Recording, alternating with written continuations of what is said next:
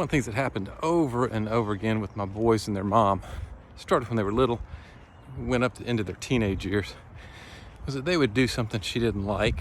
She would get frustrated with them. She'd kind of stew on it a little bit and think about it. And they'd do something again, and then she would just start lecturing them. She would start explaining all of her thoughts and feelings on why they did what they did bothered her and why it wasn't right, and kind of go on and on. And then she would look at me and say, "Don't you have an opinion about this? Don't you want to say something?" And I would look at the boys and go, "Yeah, don't do that anymore." And they go, "Okay." And then she'd get frustrated at me, right? Like, you should have said more, you should explain more. And part of what I know from, first of all, being a guy, but the other thing is just having worked with families over times, is that moms consistently overestimate the desire of their children to hear their opinions and thoughts. And there's probably some dads too, but it's easier to speak in broad generalities on these type issues. So if you're a dad and if you're this guy, then right, just let this fit for you.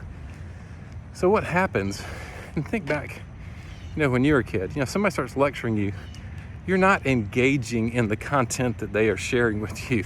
What you're sitting there thinking is, am I in trouble? How much trouble am I in? What do I need to do? How long is this going to last? Is she going to keep saying the same thing over and over again? Like, your brain's going to a lot of places you're not paying attention. And then when mom picks up on that, then mom starts lecturing you on not paying attention, right? And so where mom's goal is to communicate that the action wasn't a good action, or whatever the case may be, all that gets lost. And then she ends up getting frustrated, and then the situation escalates. So here's the deal, especially with teenage sons, if they've done something they shouldn't have done, if they've done something stupid, they're breaking a rule or whatever, you look at me and say, "Look, don't do that. If you do that again, here's the consequence." And it needs to be a reasonable consequence. If they do it again, then you say, "Look, I told you not to do it again. I said, here's the consequences, so I'm taking your car keys away for a week," just like we said. That's the totality of the conversation. You do not need to go into a long conversation about showing you respect or respecting other people, or the importance of them being a good citizen in the world, and how this is going to impact their future, and how now their kids aren't going to be able to go to some school because, right, that all those things that often come out as you get worked up as a parent are not helpful. They're not useful. In fact, that's like the exact wrong time to have that conversation. So just make it straightforward. Hey, here's the rules. If you do this, then this happens. If you do this, then this happens. And when they break a rule, go, "Hey, you broke the rule." That's that. Now, it is a whole nother conversation about how incredibly insightful kids can be on finding gaps in the rules, right? So anyway, that's a whole different thing. And really, one of your skills you need to teach your kids is how to infer what a rule would be if it were there.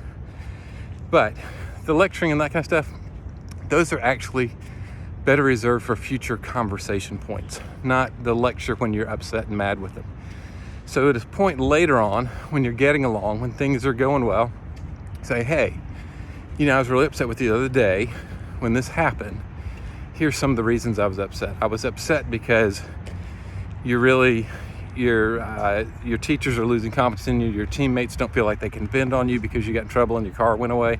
Whatever that is, then you take that time to explain in conversation, but you don't do it during the lecture related to punishing. So if this hits a little bit too close to home, resonates with you, whatever, you're probably not alone. So I hope it helps. Have a good one.